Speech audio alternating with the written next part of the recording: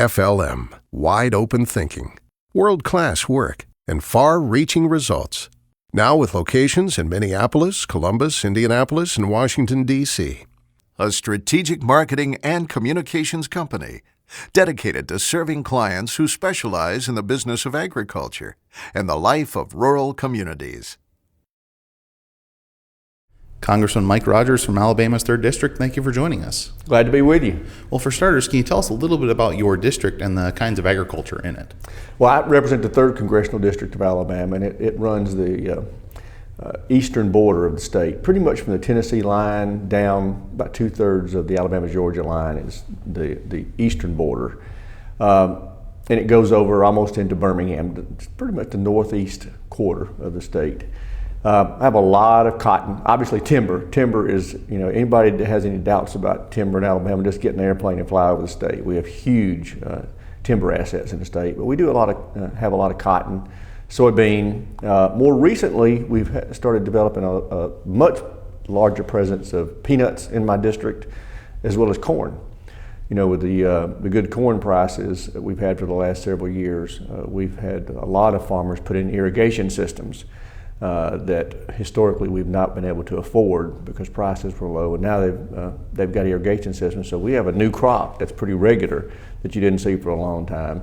And then beef cattle is again has a pretty good presence, and obviously poultry. Poultry's throughout the Alabama-Georgia area. So those are the kind of the big presences in my district. Okay, and about 2 years ago now, Congress passed a 5-year farm bill, and now your work on the House Ag Committee and the committee as a whole really has shifted to implementation and enforcement of that farm bill. So as you go through that implementation and enforcement process, what are some things specifically that you're looking for that are relevant to your constituents? Well, what's working and what's not. We most of the rules and regs have been written. There's still a couple areas that have not been fleshed out, but just what's working. We're really interested in that, and just as importantly, what's not working, because we're starting to fashion what's going to be the next farm bill already. It is a very laborious task to pass a farm bill, and we've got to figure out what we want it to look like starting now. I would imagine that about this time next year, early in 2017, you'll see us starting to do farm bill tours like we did last cycle. And by cycle, I mean 5-year farm bill. We started about 2.5 years out from the last farm bill, 2 years out, making visits around the country, the whole committee, other members that could go, and holding hearings in the field. I went to South Dakota, went to Texas, went to Alabama, Georgia, can't remember where else, but several field hearings to talk with farmers about what was working in the current farm bill at that time and what was not, and what they would like to see done differently. So I think about a year from now you'll see us start that process again as we begin to start to fashion the next farm bill. Now, you also served on the Armed Services and Homeland Security committees. How would you compare the work that those committees do with what you do with House Agriculture? A lot different. I deal with nuclear weapons, missiles, and satellites on the Armed Services Committee. I chair the Strategic Forces Subcommittee, so it's apples and oranges. Ag is 42% of Alabama's economy. It's a very interesting and very important area for my district. I do have a large military presence in my district, but it really is a completely different role that I play there in that committee, because so much of what I work on within the defense world is very specialized and has very little to do with what's in my district. I have no missile defense work in my district, no nuclear weapons, and no satellites. That we do have that in Huntsville, a lot of that work in Huntsville, which is in Mo Brooks' district. But that's become the area of my focus because of my subcommittee chairmanship now. Whereas in ag, I have a lot of the subject matter that I work with in the ag committee is actually in my district. Now, you might have a unique perspective on this just because of the committees that you serve on, but a lot of people in rural America, and Secretary Vilsack is very fond of pointing this out, that there is a lot of people in rural America that will participate in military service. And also there's a lot of folks that will point to the relationship between food security and national security.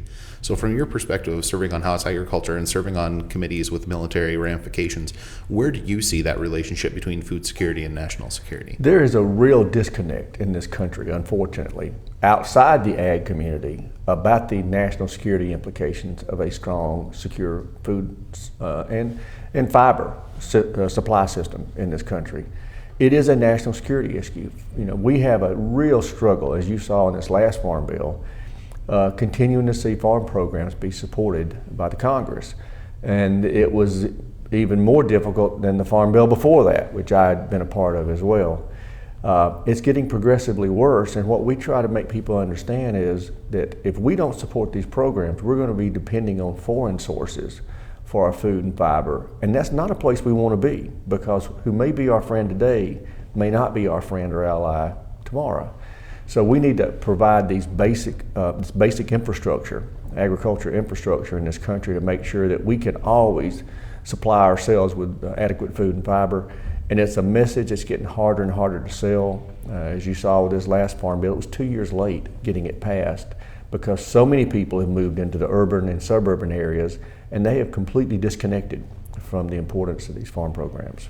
With that in mind, do you think it's going to be possible to get another Farm Bill passed here in a couple of years? It will be. We're going to have to play a little different strategy this time. One of the things that I would like to see us do with the next Farm Bill is, after it comes out of committee, because we're able to get the Farm Bill out of committee, virtually everybody on that committee is more interested in farm programs than they are political parties. The way we build coalitions in the Agriculture Committee is what crops and commodities do you have, and let's team up based on that. It's not whether you're Democrat or Republican. But when we get on the floor, it's where we get into problems with members who aren't familiar with farm programs. What I'd like to see us do this next time is, this last Farm Bill was 80% food stamps, 20% farm programs. Back in the 60s, when we started putting together these two to get farm bills passed, it was 50-50. 50% of the farm bill was food stamps, 50% was farm programs. Again, you go fast forward 50 years, 45, 50 years, and now it's 80-20. We are going to have to start getting on the floor and separating the two and seeing who is really a friend of farm programs by putting the farm programs on the floor, standalone, to see who votes for them and who votes against them. Because what we have now, when the Farm Bill comes out of committee and gets on the floor, we have a lot of Republicans in particular, some Democrats, Republicans in particular, who are from ag districts. They vote against it, saying, well, if it wasn't for all those food stamp spending and all that food stamp spending in there, I'd vote for it. A lot of them, I don't believe that. I think they aren't friends of agriculture. So I'd like to see us separate the two, bifurcate the two, put the food stamp programs standalone, see who votes for those, put the farm programs standalone, see who votes for those. Neither of them are going to pass, but it will flush out, I should say, who the friends of agriculture are and who are the opponents of agriculture, so that people can make a decision, an informed decision in the next election about who they want to send to Washington. All right, let's shift gears a little bit here and talk about you personally. You were first elected to the Alabama legislature in '94, elected to Congress in '02, so you've held some form of elected office for about 22 years now. Longer than that. I was elected to the county commission in '86. Fair point, fair point. So with that in mind, how have you seen being an elected official change over the course of these 20, 25, 30 years?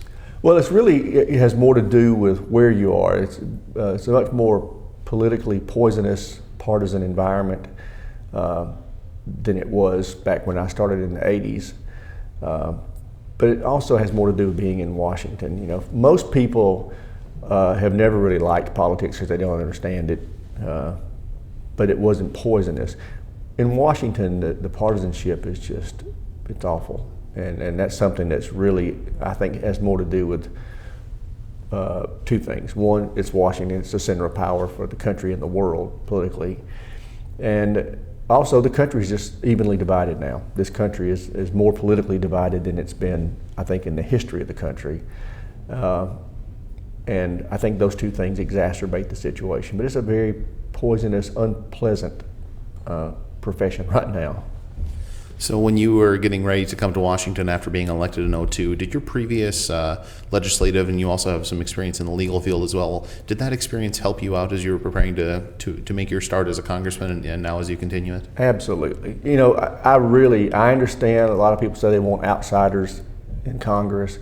No, you really don't. You want somebody who at least has been a city council member, a county commissioner, and preferably a state legislator to understand the legislative process. This is a very complicated process up here, and it is a process. When you send somebody up here who's never been in any political office, there's a steep learning curve. There's a lot of ideology and spit and vinegar, but that doesn't get things done. You need somebody who understands how to build coalitions and how to get things done in a legislative world where, like in the House, we have 435 members. One person doesn't get things done. It takes a coalition, a team, a herd. That's why I talk about herding cats up here. To get anything done, and really somebody needs to have some at least experience at a smaller level. And it could be a city council of 5 or 7 members where you build a coalition of 3 or 4 people to move policies. And then that same dynamic is at work up here, but up here you got to get 218 people to move public policy. So yeah, it is a real attribute to have some legislative experience before you get to Washington, and it's a real deficit to get to Washington without it. Congressman Mike Rogers from Alabama's 3rd District, thank you for joining us. Thank you.